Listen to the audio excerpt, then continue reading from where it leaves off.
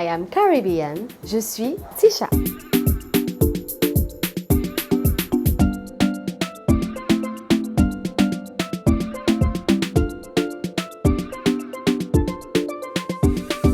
J'ai écrit ma première chanson, j'étais au CM1.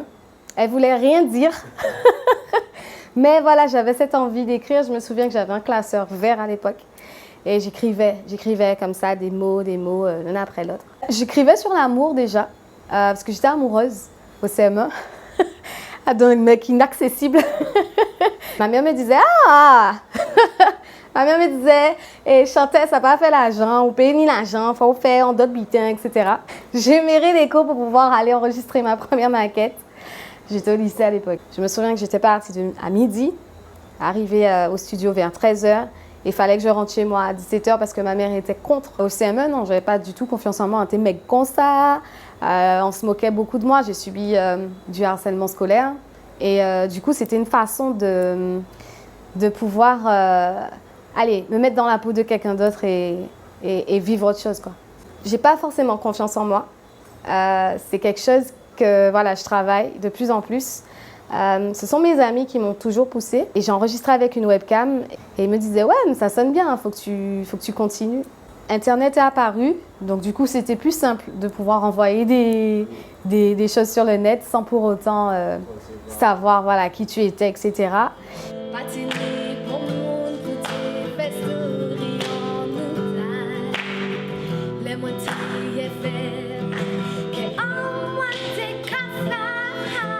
Ils ont filmé cette prestation-là et ils l'ont mise sur les réseaux sociaux.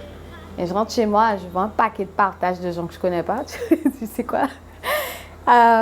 Et au final, je vois un message de Chris qui me dit « Salut, j'ai vu ta vidéo, j'aime bien ce que tu fais, est-ce que tu peux me contacter ?» Je dis « What?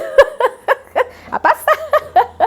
Ma mère, à l'époque, quand Chris m'a contactée pour me dire « Voilà, vu que je veux produire la sclérée pour commencer et voir comment ça se passe », elle a dit non.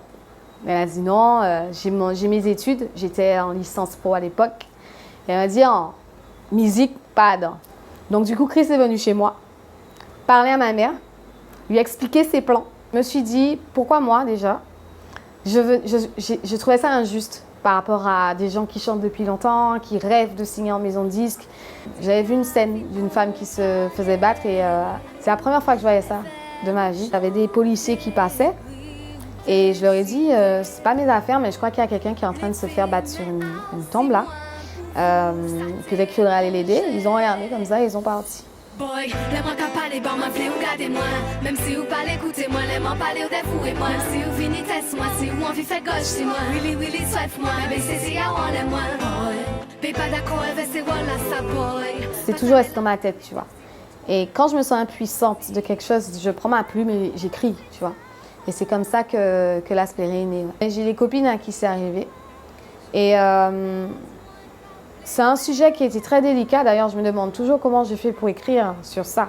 Et une fois, j'étais dans un magasin, il y a une dame qui est venue me voir. Elle me fait la bise, elle me dit « Tisha, merci ». Et je lui dis « Vous êtes qui ?» Et elle me dit « Non, mais en fait, ta chanson m'a aidée à quitter mon ancien compagnon. » Et c'est comme ça que j'ai trouvé l'énergie pour les moins qu'à parler, bah moins plaît ou garder moins. Même si vous pas écouter moi, les moins parler au dévoué moi. Même si vous venez test moi, si vous envie faire gauche moi, Willy soif moi, mais baissez en les moins boy. Je sortais d'un cours de guitare et puis j'apprenais à enchaîner les accords. Et ma mère était dans sa chambre et je grattais quoi. Et elle me dit oh là là Tisha, pas rien pour faire, sorti et tout. Je lui dis mais non. Je vais aller où? J'ai pas d'homme.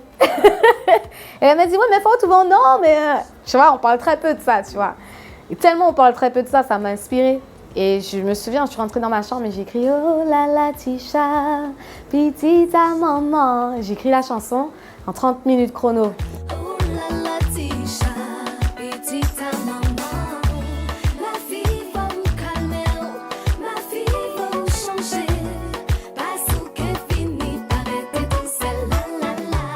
On n'avait même pas encore enregistré le titre, dis-toi. Quand j'ai chanté le morceau, le public a repris le refrain dès le second refrain. On s'est tous regardés sur scène, on s'est dit, wow, c'est un truc de ouf. Je pense pas que je sois passée au-delà de tout ça. Parce que il y a des choses qui reviennent souvent. J'étais très maigre. Voilà, j'ai toujours été très fine, hein, je mens pas. J'ai un gros. J'ai fait de l'humour avec, mais à l'époque, c'était une grosse souffrance. J'avais pas de seins, j'avais pas de fesses. Et on me disait que j'étais très plate. OK? Et tu sais, quand tu es adolescent, les ados, ils regardent quoi? Ils regardent tes formes, ils regardent surtout ici, c'est des femmes à courbes, etc. Il y avait un groupe de filles qui n'arrêtaient pas de me le faire remarquer tous les jours. Tous les jours, c'était des remarques sur mon physique, des remarques sur ma personnalité. On m'a traité un jour de squelette, tu vois, de squelettique. Donc à l'époque, je mettais des cyclistes en dessous de mes pantalons pour pouvoir me donner des formes, quoi, tu vois. Ça allait jusque-là. Et ça, personne ne le savait, tu vois. À un moment, je m'interdisais de réussir, quoi, tu vois. Mollo, parce que quand tu es artiste, on a tendance à te mettre direct sur un piédestal et j'avais peur d'avoir à nouveau des critiques sur mon physique, sur comment je suis, sur tout ça et que j'arrive pas à gérer, quoi.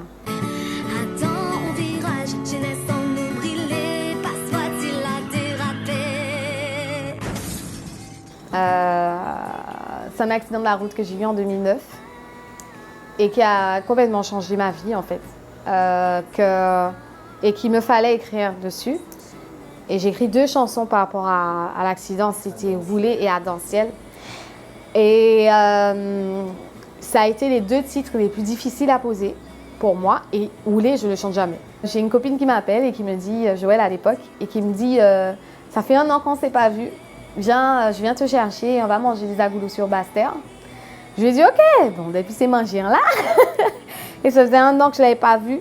Et on roule très vite. Il pleut. Et on arrive vers l'Ermitage. Et là, aquaplaning et ma vie bascule.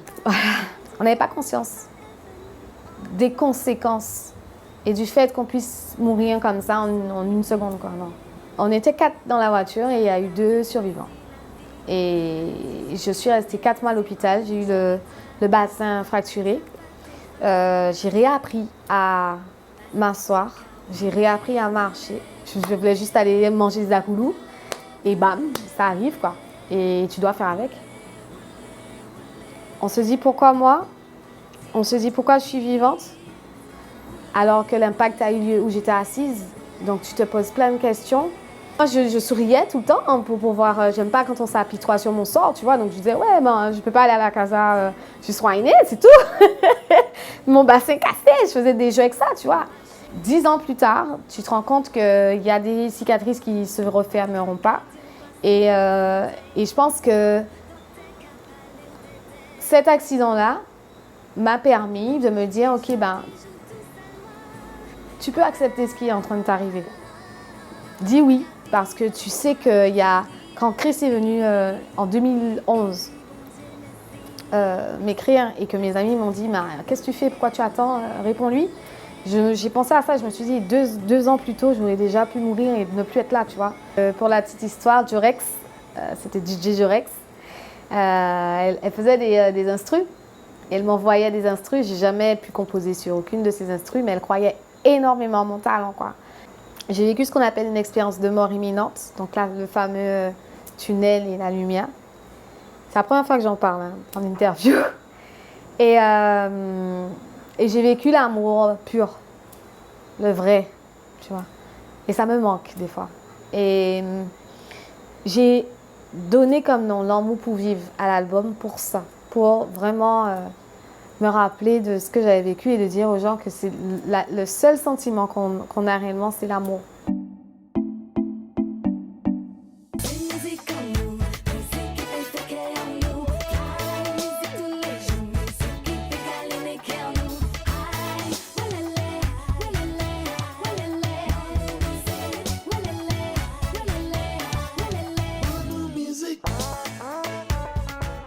Jacob Desvarieux, je l'ai rencontré sur le tournage parce qu'à l'époque j'étais à la Barbade quand il a posé sur le titre. Et pour la petite histoire, j'ai même pas osé lui demander un selfie. Tellement j'étais impressionnée. Mrs a dit que pour moi c'est un grand frère. C'est un grand frère, c'est quelqu'un qui est très humble, qui est très simple, qui n'hésite pas aussi à te pousser, tu vois. Qui genre qui dit ça? Qui genre qui dit ça? J'étais en pleine discorde avec ma maison de disques de l'époque, puisque pour moi, il y avait certains engagements qui n'étaient pas forcément respectés et il fallait que j'arrive à trouver la force de pouvoir m'affirmer et dire non, non, c'est pas possible, non, on n'a plus la même vision des choses et qu'il fallait que je sorte de là. Pour moi, c'était, ils m'ont découvert, Chris m'a découvert, peu importe ce qui se passe, peu importe ce qui peut se passer en interne, les gens n'ont pas à savoir ce qui se passe. Pour moi, c'était pas possible de quitter quelqu'un qui m'avait mise dans la lumière. Autant où, voilà, les artistes qui étaient signés avaient déjà leur communauté, moi, j'avais rien. Donc, il fallait tout faire de A à Z et c'était beaucoup plus délicat. Ça prenait beaucoup plus de temps. Je sais que la fait de son mieux. J'ai beaucoup de caractère aussi, donc ce qui fait que vers la fin, ben, j'avoue, j'ai été exécrable. Je l'avoue, je le reconnais. Chaque artiste a des attentes. Et nous, artistes, on a des égos comme ça, tu vois. Mais peut-être qu'il y a des artistes qui se sont dit aussi, non, je ne peux pas être aussi patient. Donc, si tu penses faire quelque chose et moi, je vois le contraire, on ne peut pas s'entendre. Donc, forcément, il faut y mettre fin, quoi. Donc, je tiens à mettre un point d'honneur sur ça. C'est moi qui ai arrêté la collaboration. Je pense que c'était nécessaire dans ma carrière, que je suis hyper fière d'être rentrée à Step Art et d'avoir eu justement une grosse maison de disques dès le départ, que je ne pensais même pas mériter, tu vois. Mais que dans mon parcours et je pense que dans ma carrière, il fallait que je quitte le nid pour voler de mes propres ailes, voilà. Quand j'ai reçu l'accusé de réception et le retour de ma maison de disques Step Art me dire, bon ben, tu veux partir, vas-y. Je me suis dit, wow, qu'en fait là? Est-ce que je vais être capable de faire ça? Parce que Chris, c'est une machine. Le mec, il est hyper rigoureux, hyper perfectionniste. On peut dire tout ce qu'on veut de Chris, mais la rigueur, c'est incroyable.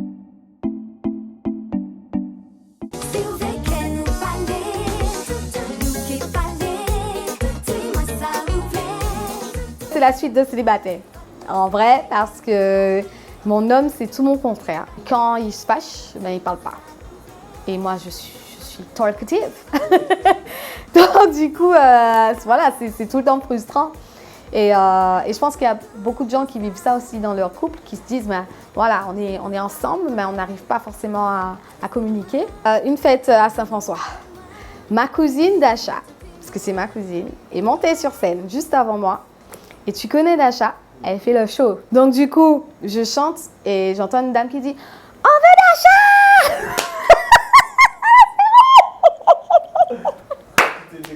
Là, je me suis dit « Putain, c'est un truc de fou !»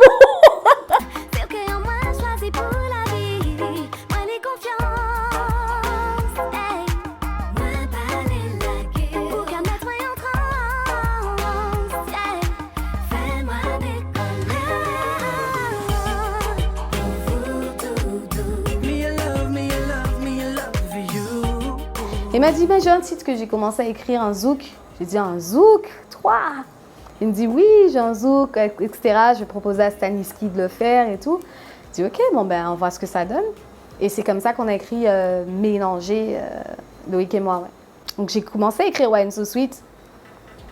Mais les lyrics, c'était pas encore assez hard. Donc, j'ai appelé quelqu'un, Kenzie, once again, qui est aussi mon coach. Lui, j'appelle le coach. Et je lui dis, coach, j'ai un titre là, mais j'arrive pas à écrire dessus, il faut que tu m'aides. Et en fait, Kenzie a écrit 90% de Wine So Sweet. Mettez-moi en back shot deep. Si on y on béret à 38, tant qu'à back it up, wine pony. Allez, ben moi pour moi understand. Elle dit, on y va ou pas? J'ai dit,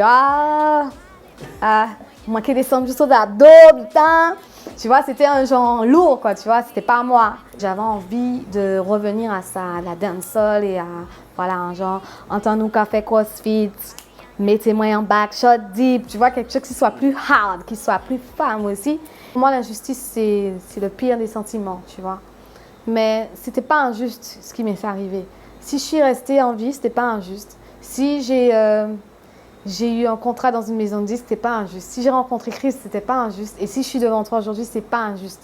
C'est des choses que je mérite et qu'il faut que j'accepte, quoi. Tout ce qui arrive est nécessaire. et que ce qu'ils sont en train de te dire, te faire douter de toi, te rabaisser, c'est tout simplement parce qu'ils ont vu quelque chose que toi, tu n'avais pas encore vu.